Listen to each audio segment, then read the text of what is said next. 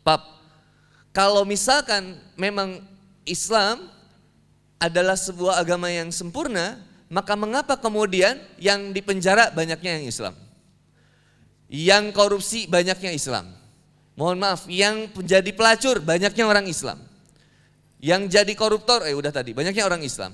Yang kalau misalkan jadi pemabuk banyaknya orang Islam. Kenapa justru banyak pelaku kejahatan dari Islam? Saya bilang, bos, antum tinggal di mayoritas yang Islam. Satu. Yang kedua, ketika seseorang berperilaku buruk, jangan kemudian kita cap agamanya yang bermasalah. Agamanya sempurna. Yang bermasalah pelakunya. Sebelum mulai, yuk dukung dakwah Vertizon TV dengan like, subscribe, dan nyalakan notifikasi. Jazakumullahu khairan katsira.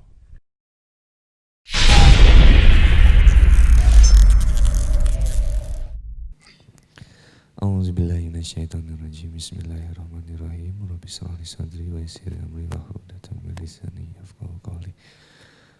Assalamualaikum warahmatullahi wabarakatuh. Assalamualaikum warahmatullahi wabarakatuh. Kayak yang kurang semangat gitu. Sarapan udah, stressing udah, tapi salamnya masih melemah. Assalamualaikum warahmatullahi wabarakatuh.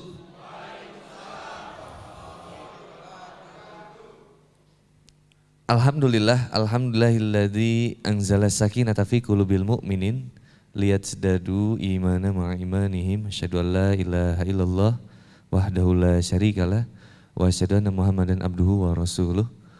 Allahumma shalli ala Muhammad wa ala alihi wa sahbihi wa man tabi'ahum bi ihsan ila yaumiddin. Qala Allah ta'ala fi kitabil karim, a'udzubillahi minasyaitonir rajim. Ya ayyuhalladzina amanu taqullaha haqqa tuqatih wa la tamutunna illa wa antum muslimun.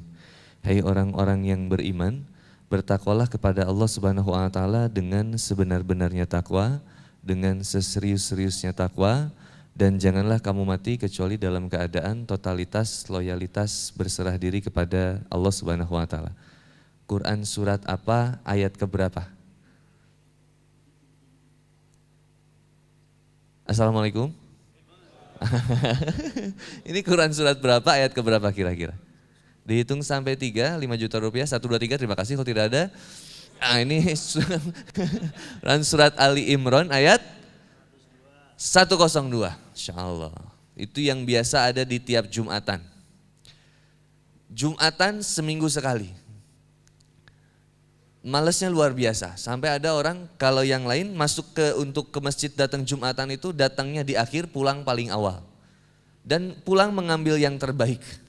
Datang swallow, pulang pakai sendal eger, ya itu bagus, luar biasa. Teman-teman yang dirahmati oleh Allah Subhanahu wa taala. Ini ayat terus kemudian disampaikan oleh kemudian khotib, oleh beberapa asatidz tentang bagaimana Allah Subhanahu wa taala menyapa orang-orang yang iman. Man hiya iman? Bagaimana iman itu? Al imanu tasdikun bil qalbi, iqralu bil lisan, amalu bil arkan. Iman itu dibenarkan di dalam hati, diucapkan secara lisan dan dilakukan diyakini di dalam hati, diucapkan dengan lisan dan dibenarkan atau dilakukan dengan tindakan amal. Kesempurnaan iman itu berarti apa yang ada di hati, apa yang ada di lisan, apa yang ada dilakukan sinkron. Ini sinkron. Kalau kita bilang cinta sama seorang wanita, ini mukanya serius amat sih, saya jadi takut loh. Ya Allah, yang belah sini tatoan, yang sebelah sana tatoan juga. Aku tadi mau ngehapus kenangan gak bisa. Tapi saya seneng lihat yang tatoan itu, Masya Allah. Ketemu ahli surga insya Allah. Nah, orang yang bertaubat di jalan Allah Subhanahu wa taala itu lebih mulia insya Allah di sisi Allah. Jadi saya yang gak punya tato bisa jadi hati saya kotor. Tapi ada orang yang ditato hatinya bersih. Ya, terlihat wajah-wajahnya bercahaya sekali pada pagi hari ini. Ya. Wajah bercahaya itu ciri pancaran keimanan. Ya, antara pancaran keimanan atau mendekati kematian memang tipis ya. Gitu. Sorry bro. Jadi Apa yang diucapkan, apa yang dilakukan, apa yang diyakini itu harus sinkron. Mencintai seseorang tapi kemudian menyukai yang lain, ini enggak jadi bermasalah. Maka ada satu quotes yang luar biasa, jika kau mencintai seorang wanita dan kemudian kau mencintai wanita yang kemudian yang berikutnya, jadi mencintai yang kedua, ada dua orang berarti ya. Dia bilang cinta sama yang pertama, tapi nyatanya dia ketemu sama wanita dan dia cinta juga sama itu, maka katanya lebih baik kau mencintai wanita yang kedua. Karena sejatinya cinta tidak akan pernah menjadikan hadirnya wanita yang kedua ketika engkau mengatakan cinta yang pertama. Tapi urusan kalau di poligami berbeda. Mohon maaf ya, kalau dalam poligami berbeda. Ini kan quotes-nya aja apa sih? John Deep gitu. Tapi quotes-nya Handi Boni, cintailah segala sesuatu karena Allah. 1, 2, 3, 4 gak akan jadi masalah ketika cintanya kepada Allah. Yang jadi masalah itu bagi seorang wanita. Ya itu saja. Apa yang diyakini oleh hati, apa yang diucapkan dengan lisan, dan kemudian dilakukan dengan tindakan. Hai orang-orang yang beriman, bertakwalah kepada Allah Subhanahu wa taala. Setiap seruan iman pasti adanya takwa. Setiap dari kita diajak buat lebih baik. Apa menjamin ilmu kemudian menjadikan kita semakin semangat dalam beramal? Apakah menjamin ketika bertambah ilmu kita semakin takwa? Apakah menjamin ketika semakin bertambah ilmu kita terhindar dari kemaksiatan? Ternyata ada yang kemudian cerita sama saya. Kemarin, mohon maaf Ustadz saya izin. Kemarin saya tausiah di kajian subuh. Kajian subuh di salah satu masjid di Kabupaten Bandung. Kemudian saya ketemu sama salah seorang napi. Mantan napi, mohon maaf. Baru keluar. Pas itu beberapa hari sebelumnya baru keluar dan itu kajian pertamanya. Barengan saya. Subuh hari dia ikut kajian. Saya tanya, "Bos, kok bisa kepikiran buat hijrah, berubah ketika ada di penjara?" "Ustadz, penjara itu memang luar biasa," kata dia. "Di penjara saya banyak berpikir untuk bisa lebih dekat sama Allah Subhanahu wa taala. Yang kedua, alhamdulillah di penjara saya dibimbing oleh banyak asatiz." Wah, saya bilang Masya Allah, berarti banyaknya yang ustadz yang dikirim ke penjara, bukan dikirim ustadz, memang ada di sana katanya. Loh kok bisa? Maka saya pernah ketemu sama seseorang, mohon maaf, non muslim, bilang saya, "Pap," manggilnya kan kalau aku dipanggilnya papap ya, kalau yang udah deket. Makanya kalau saya dipanggil sama teman-teman papap Boni. Tapi kalau yang manggilnya Ahwat itu serasa punya banyak istri gitu ya. Jadi pusing sayanya.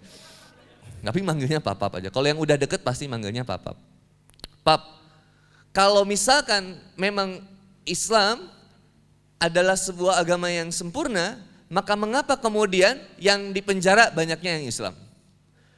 Yang korupsi banyaknya Islam. Mohon maaf, yang menjadi pelacur banyaknya orang Islam. Yang jadi koruptor, udah tadi, banyaknya orang Islam. Yang kalau misalkan jadi pemabuk, banyaknya orang Islam. Kenapa justru banyak pelaku kejahatan dari Islam?"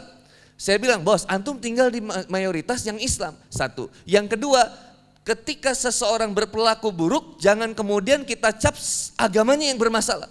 Agamanya sempurna. Yang bermasalah pelakunya. Enak nggak?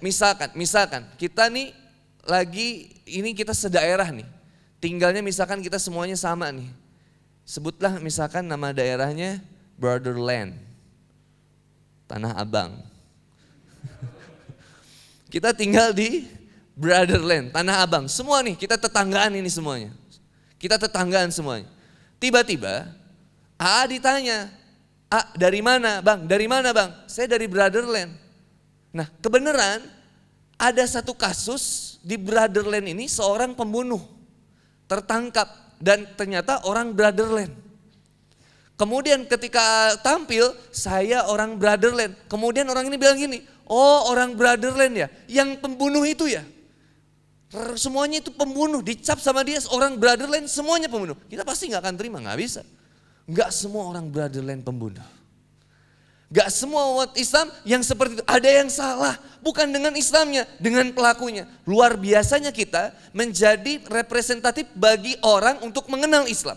Dilihatnya dari mana? Gak jauh dari diri kita. Lah saya tanya, bos, kenapa di narapidana, di penjara banyaknya asatis? Banyak yang kemudian diuji jatuh, brother. Setiap dari kita punya kesempatan buat jatuh bermaksiat, setiap dari kita. Saya disuruh satu tausiah. Ustaz, tausiah ya, di mana? Pondok pesantren penghafal Quran. Siap, saya bilang, Pak Ustaz, kenapa harus saya? Orang udah penghafal Quran, udah mantep lah.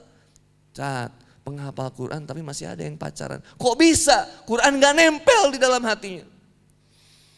Quran surat Al-Anfal ayat 2, teman-teman silakan lihat. Quran surat 8 ayat 2. Yang punya gadget silakan dilihat di handphone Android, yang punya Al-Quran dibuka Al-Qurannya. Itu ada di situ penjelasannya, yang di gadgetnya belum di-download. Quran Android silakan jual atau diwakafkan kepada saya. Ya silakan bisa pilih. Quran surat 8 ayat 2.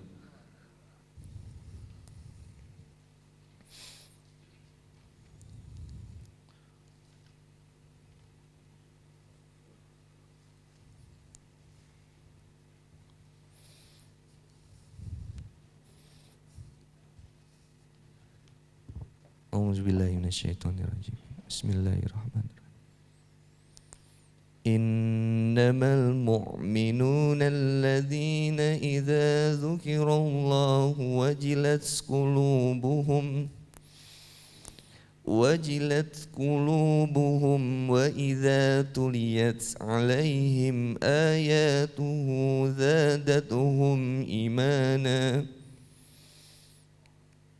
وَإِذَا تُلِيَتْ عَلَيْهِمْ آيَاتُهُ زَادَتْهُمْ إِيمَانًا وَعَلَى رَبِّهِمْ يَتَوَكَّلُونَ. Sesungguhnya orang-orang yang beriman adalah mereka yang apabila disebut nama Allah gemetar hatinya.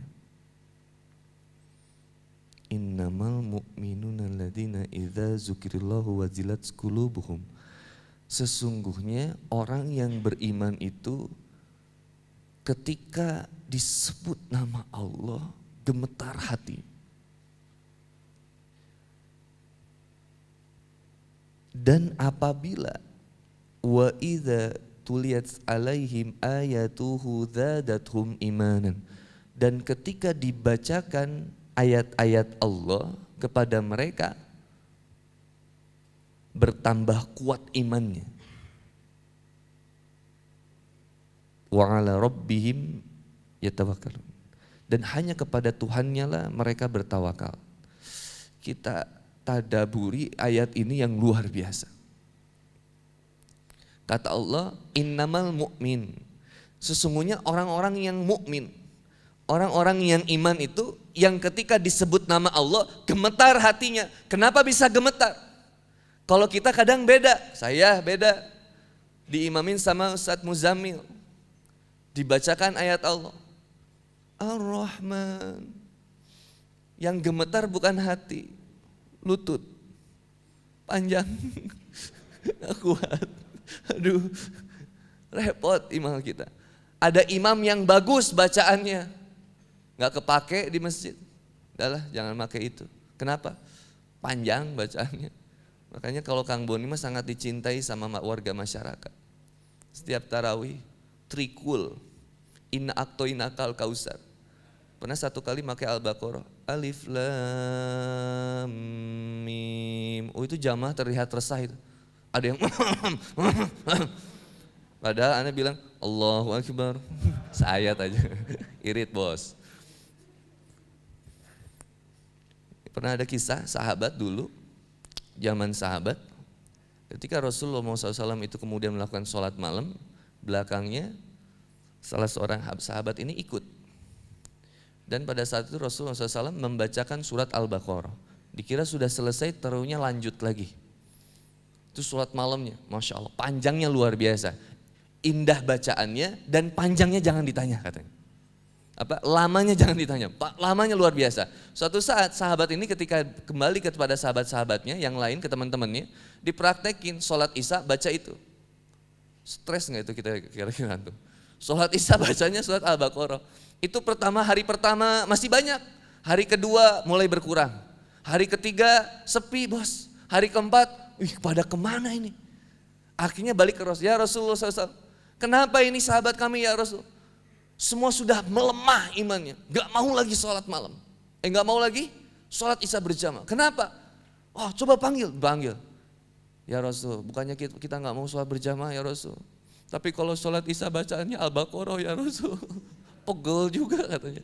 Kata Rasul, kenapa? Ya Rasul katanya, saya ngimamin mereka dengan surat itu karena saya pernah diimamin olehmu dengan bacaan yang seperti itu. Kata Rasul, saya imamnya kan makmumnya kamu.